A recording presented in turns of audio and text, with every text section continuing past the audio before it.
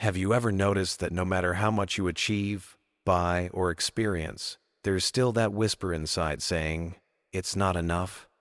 You get the promotion, but soon your eyes shift to the next one. You buy a new phone, and within months, it feels outdated. You fall in love, but after a while, even that relationship might not fill the space you thought it would. It almost feels like we're running on a treadmill that never stops chasing, reaching, grasping, yet never arriving. And here's the shocking truth. This cycle of constant desire isn't a personal flaw. It's something deeply wired into the human condition. Buddhism has a powerful way of putting it. The root of suffering isn't that we don't have enough, but that we keep craving more. Desires multiply like weeds. The more we feed them, the more they grow, and the harder it becomes to see clearly. But here's the paradox. The very freedom we're searching for, the peace, the contentment, the deep breath of finally arriving, isn't found by grasping tighter. It's found by letting go. And that raises the question, what does it really mean to let go? Is it about giving up on everything, renouncing life, living with nothing? Or is there a different, more profound way of living, one that actually makes us more alive, not less?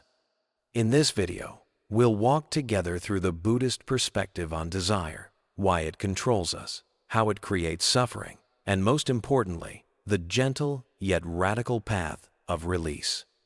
A path that monks have practiced for centuries, and one that you and I can begin to experience right here, right now. Because if we don't learn how to let go, we may spend our entire lives chasing happiness, yet never actually touching it.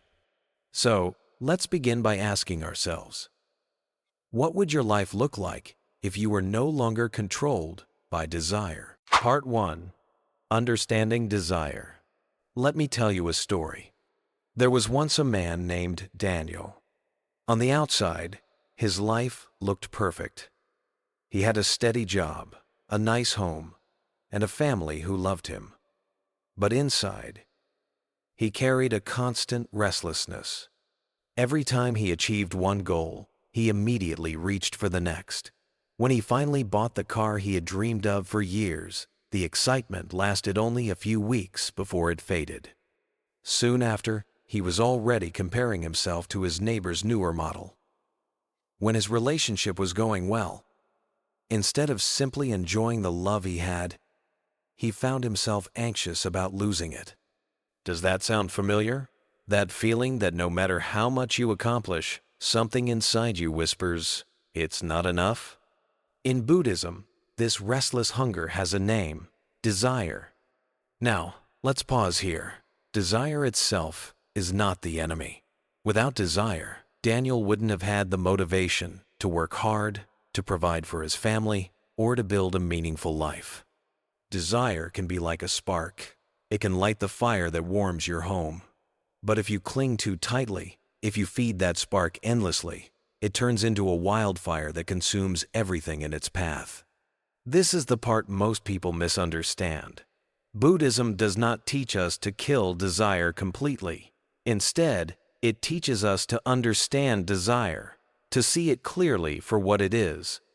Because the problem isn't the desire itself, it's the attachment we form around it. Think about it. You desire success. That's natural. But the moment you tie your entire self-worth to whether you succeed or not, suffering begins. You desire love. That's beautiful. But when you cling so tightly out of fear of losing it, that love starts to suffocate. It's like holding sand in your hand. If you gently cup it, the grains stay with you, but the harder you squeeze, the faster it slips away. This is exactly what happened with Daniel. The more he clung, the more anxious he became.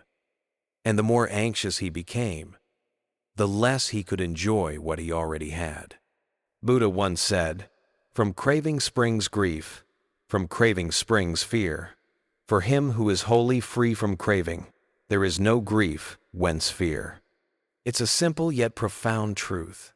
When we loosen our grip, The fear of loss weakens. When we no longer chase endlessly, we begin to rest in what is already here. Now, let me ask you, have you ever noticed that the joy of getting what you want doesn't last very long? Maybe you finally bought that phone, got that promotion, or even traveled to the place you dreamed of. But how long did the happiness stay? Hours? Days? Maybe a few weeks? And then desire quietly knocks again. What's next? What else? This endless cycle is what Buddhism calls tanha, the thirst that can never be fully quenched. The mind, when left unchecked, will always want more. And every more comes with the shadow of fear, the fear that you might lose what you already have. So, how do we step out of this cycle? Here's where the Buddhist path becomes deeply practical. The first step is awareness. Just by noticing the pattern, by seeing that little voice in the mind that says, more, more, more, we already begin to loosen its grip. Imagine Daniel pausing in the middle of his anxiety about losing his job and simply recognizing, this is desire speaking. This is attachment making me afraid. That moment of awareness itself creates a gap, and in that gap, freedom begins. The second step is shifting our relationship with desire. Instead of fighting it or being controlled by it, we learn to hold it gently. We see desire as a wave in the ocean of our mind rising, peaking, and falling away. We don't have to chase it, and we don't have to drown in it. We can simply watch it come and go. For Daniel, this meant learning to enjoy his achievements without letting them define him. To love his family deeply, while also understanding that clinging in fear would only harm that love. To want good things, yes, but to rest in the knowing that his peace does not depend on constantly chasing more. And maybe for you, it could mean pausing when that restless craving arises, breathing, asking yourself, do I really need this, or is this just my mind chasing? That single question can transform how you live. Let me share something personal. Years ago, I too was caught in this cycle of chasing. I thought, once I achieve this milestone, then I'll finally feel at peace. But every time I reached the milestone, peace slipped further away. It was only when I began to practice letting go, just sitting with the present moment, appreciating what was already here, that I felt something shift. For the first time, I wasn't being pulled forward by desire or backward by fear. I was simply here.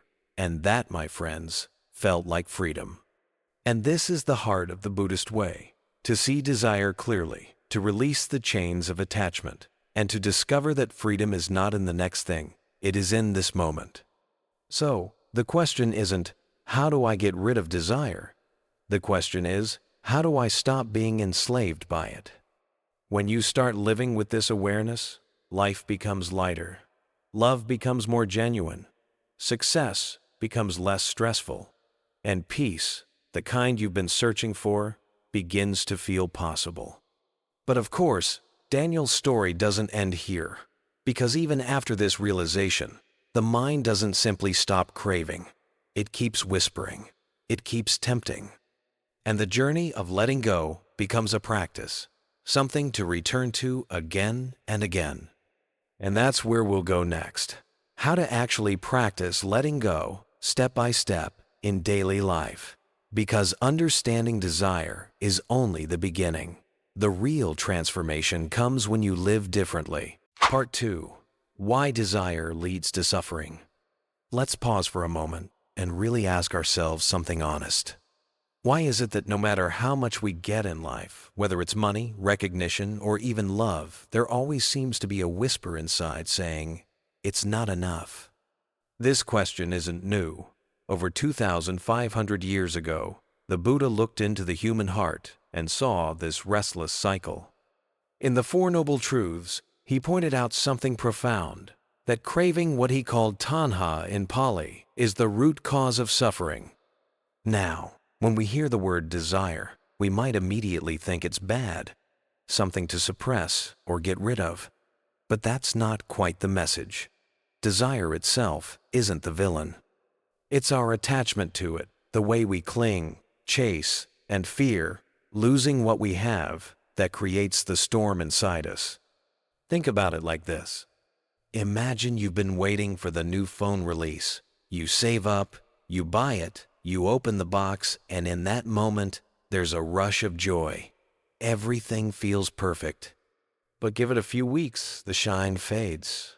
Suddenly, another phone appears on the market with a better camera, a sleeker design, and now your mind starts whispering again.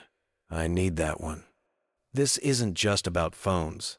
It's about the way we shop, the way we scroll on social media, even the way we crave approval from others. One like feels good, but we want more. One compliment lifts us up, but it fades quickly, and we start longing for the next. And here's the paradox. It's not because we are empty or broken. It's because the very nature of desire is endless. The Buddha compared it to drinking salty water.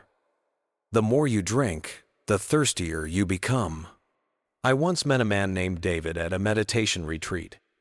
He had built a successful career, had a family, a beautiful home, everything that on the outside looked perfect. But when he spoke, there was this heaviness in his eyes. He said, "I've spent my whole life running toward the next goal. But every time I arrive, I only feel restless again.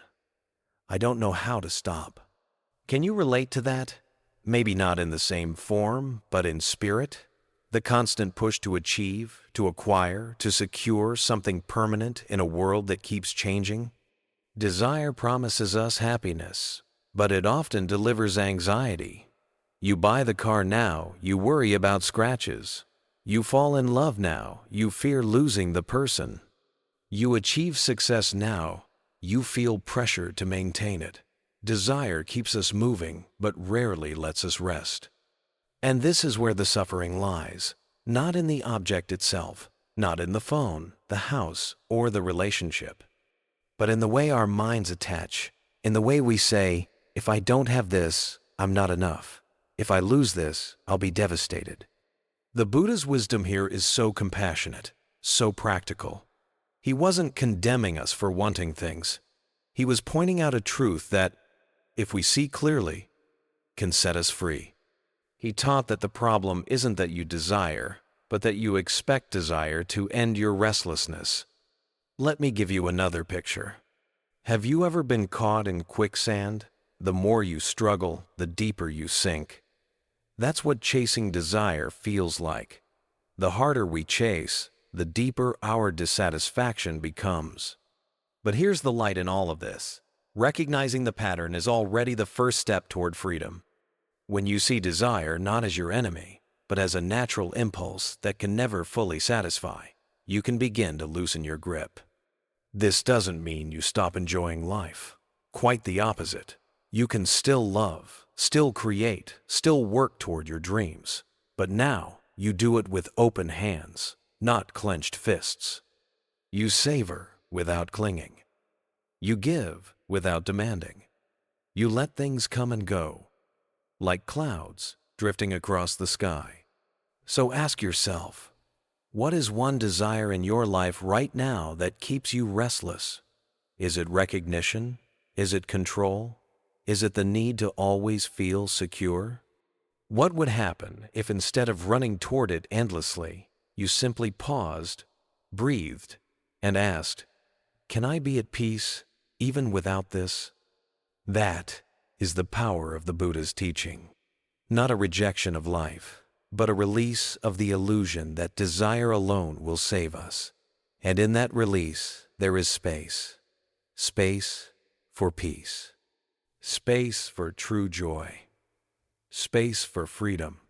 Because freedom doesn't come when every desire is fulfilled. Freedom comes when we are no longer enslaved by desire itself. Part 3. The Buddhist Way of Letting Go. Have you ever noticed how tightly we hold on to things? Our possessions, our routines, even our opinions as if they define who we are? It's almost as though letting go would mean losing a part of ourselves. But in Buddhism, letting go doesn't mean rejecting life or walking away from everything you love. It means living fully, without chains around your heart. The Buddha taught a path, a gentle yet powerful way, built on 3 pillars: mindfulness, wisdom, and compassion. When we weave these into our daily life, letting go stops being something scary. It becomes natural, even freeing. Let me share a simple picture with you. Imagine you're holding a cup of hot tea. If you grip it too tightly, afraid someone might take it away, your hand begins to burn. The tighter you hold, the more it hurts. But when you relax your grip, when you simply hold it lightly, you can actually enjoy its warmth, its fragrance, its taste. That is the essence of letting go. It doesn't mean you stop drinking tea. It doesn't mean you throw the cup away. It means you enjoy it without being trapped by the fear of losing it. You allow the moment to be enough. Now, think about how this plays out in our lives today. We buy the newest phone, and for a short while, we feel proud, even joyful. But soon a newer model comes out, and suddenly, what we have doesn't feel good enough. Or maybe you've had that moment scrolling through social media, noticing someone else's perfect vacation, house, or job, and suddenly your own life seems lacking. This is the cycle of craving. It whispers, "If only I had that, then I'd be happy." But happiness keeps slipping further away. The Buddhist way of letting go isn't about running from life. It's about stepping off that endless treadmill of comparison and desire. It's about realizing, in this very moment, you already have enough. And more importantly, you already are enough. There's a story about a monk and his student walking together. They came to a stream where a woman was struggling to cross. The monk lifted her up, carried her to the other side, and then continued walking. Hours later, the student asked, "Master, why did you carry that woman? We're monks. We're not supposed to do that." The master replied, "I put her down at the river's edge. Why are you still carrying her?" This is the power of letting go. Not clinging to the past, not replaying stories in your mind, not chaining yourself to things that no longer serve you. But here's the challenge. Letting go is not just about objects or other people. It's also about the stories we tell ourselves. I need to be perfect. I must be successful. I can't rest until I prove myself. These inner chains are often heavier than the outer ones. And this is where mindfulness comes in. Mindfulness is like a mirror that shows us our inner world. When we sit quietly, even for a few breaths, we begin to notice how our mind clings. We see the craving rise. We see the fear that we might lose what we love. And in that seeing, something beautiful happens. Awareness softens the grip. Then comes wisdom. Wisdom reminds us that everything in life changes. The tea cools, the flower fades, the phone gets old, the body grows weaker. When we truly understand this impermanence, clinging begins to look unnecessary. Why grasp something that must pass away? Instead, we learn to love it while it's here, without fear of the ending. And finally, compassion. Compassion allows us to extend this letting go beyond ourselves. When we let go of anger, we make space for forgiveness. When we let go of jealousy, we make room for joy in another's happiness. When we let go of the need to control, we allow others to simply be who they are. Compassion softens our heart, and in that softening, freedom is born. So let me ask you, what is one thing you've been holding on to so tightly that it hurts? Is it a memory? A resentment? A dream that no longer fits your life? Or maybe the endless chase for more that never seems to end? What would happen if you loosened your grip, even just a little? Not abandoning it, not rejecting it, just holding it lightly, the way you would a cup of tea. This is the Buddhist way of letting go. It's not about losing life, it's about finally being able to live it. When we practice mindfulness, wisdom, and compassion, we're no longer trapped by desire. We still enjoy beauty, love, and success, but we are not consumed by the fear of losing them. And in that space, we discover something deeper than pleasure. We discover peace. So the next time you sip a cup of tea, pause for a moment. Notice its warmth, its taste. Don't ask it to last forever. Don't demand it be perfect. Simply let it be. And notice, perhaps for the first time, how full your heart already feels. Part 4. Practical Steps to Overcome Desires. There's a story about a man named David. He was in his late 40s, living what many would call a successful life. A good career, a family, a comfortable home. But deep down, he often felt restless. No matter what he achieved, it was never enough. If he bought a new car, soon another caught his eye. If he earned a promotion, the joy lasted only a week before he wanted more. Have you ever felt that way? That strange hunger inside?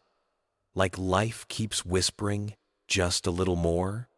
David's struggle wasn't about having things. It was about being owned by his desires. And this is where the Buddhist path gives us such a profound teaching, because it reminds us, letting go is not about rejecting life. It's about freeing ourselves from being chained to it. So, how do we do that? How do we walk this path of letting go when desire feels so strong? The Buddha offered us very practical steps, not abstract philosophy, but everyday practices we can actually use moments of mindfulness that loosen the grip of craving. The first step is as simple as breathing. Yes, the breath. It sounds ordinary, but it is extraordinary. Because every desire, every craving, begins in the mind, and the breath is the doorway to seeing it clearly. When David first began meditating, his teacher told him, "Don't try to push your desires away, just notice them." So he Saturday. He followed his breathing. In, out, quietly. And as he did, he noticed how thoughts would rise like waves. I need this. I should have that. What if I get more? Have you ever caught your mind racing like that? The simple practice of breathing doesn't erase those thoughts, but it shines a light on them. You start to see, here comes another craving. And in that moment of awareness, you are no longer a slave to it. The second practice is what I like to call the art of enough. In Buddhism, it is sometimes described as the practice of contentment. Learning to pause before we reach for more, and to whisper to ourselves, this is enough. Think about a meal. So often, we eat quickly, already thinking about dessert or the next bite. But what if, halfway through, we simply stopped? We put down the fork, took a breath, and asked, am I satisfied already? Most of the time, we realize we are. David tried this not only with food, but with life. When he got a new phone, instead of rushing to upgrade again, he practiced saying, this is enough for me now. It was not about denying himself, but about breaking the cycle of endless wanting. The third practice is perhaps the most powerful, replacing desire with gratitude. You see, desire always points to what we lack. Gratitude points to what we already have. And when the heart is full of gratitude, desire has little room to grow. So each morning, David began writing down 3 things he was grateful for. Some days it was small. The sound of birds, the smile of my daughter, the warmth of tea in my hands. Other days, it was deeper. The chance to be alive, the lessons I've learned, the love I receive. Slowly, he noticed something. His hunger for more softened. The tightness in his chest eased. Life began to feel spacious, even joyful. Now let me ask you, when was the last time you paused and really noticed what you already have? Not just the big things, but the small, ordinary moments that are easy to overlook. Could it be that happiness has been sitting right beside you all along, quietly waiting to be seen? The Buddha once said, "Contentment is the greatest wealth." And isn't that true? We chase wealth, status, possessions, believing they will secure happiness. But contentment makes us rich in a way nothing else can. Of course, it's not always easy. Desires can feel like storms, pulling us away again and again. Even David, after months of practice, still found himself tempted. But instead of fighting, he learned to return back to the breath, back to enough, back to gratitude. And that is the path. Not perfection, not suppression, but gently, steadily returning to freedom, over and over. So today I want to leave you with a simple reflection. The next time you feel that urge, that pull of desire, pause. Just pause. Take one mindful breath. Ask yourself, do I already have enough in this moment? Then look around and notice one thing you are grateful for. It might not dissolve every craving, but slowly, like drops of water filling a jar, these small moments add up. They transform us. They set us free. And maybe, like David, you'll realize letting go was never about losing. It was about gaining the freedom to live with a clear mind and an open heart. So, what about you? Can you see the moments when desire is driving your life? And what would shift if, instead of following that voice, you paused and whispered, "Enough. I already have enough." Part 5. The freedom of letting go. You know, one of the most surprising things I discovered on my own journey is that freedom doesn't come from adding more to life. It comes from letting go. Think about it. Most of us were raised with the belief that freedom means having choices, having possessions, having power over our time. We're told, earn more, own more, control more, and you'll finally feel free. But the deeper I went into Buddhist practice, the more I realized that kind of freedom is fragile. Because the moment we become attached to those things, we are no longer free at all. We are chained. I once knew a man named Daniel. On the outside, he seemed successful. A good job, a comfortable home, plenty of things he once dreamed of. But when you spoke to him, there was always this restlessness. His mind was constantly chasing the next promotion, the next trip, the next gadget, and the more he had, the more restless he became. He told me once, "I thought freedom was getting everything I wanted, but now I feel like a prisoner of my own desires." And that is the paradox the Buddha pointed out over 2,500 years ago. The craving for more never ends.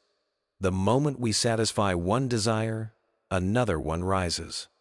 It's like drinking salty water when we're thirsty. Instead of quenching us, it leaves us wanting more. But what happens when we put the cup down? What happens when we no longer feed that endless cycle? The Buddha taught that real freedom is not found in the pile of things we accumulate. It's found in the release, in the letting go. Imagine this. You've been carrying a heavy stone in your hand all day. At first, you don't even notice its weight. But after a while, your arm aches, your hand cramps, and the simple act of holding it becomes exhausting. Now picture this moment. You finally open your fingers and let the stone drop. That instant, your hand feels light. Relief floods in. You breathe easier. Nothing around you has changed, but you have changed. That's the freedom of letting go. It's not about abandoning life or rejecting joy. It's about no longer being dragged around by the pull of desire. When we're free from that pull, we can actually enjoy things more deeply, without clinging, without fear of losing them. The Buddha once said, "Contentment is the greatest wealth."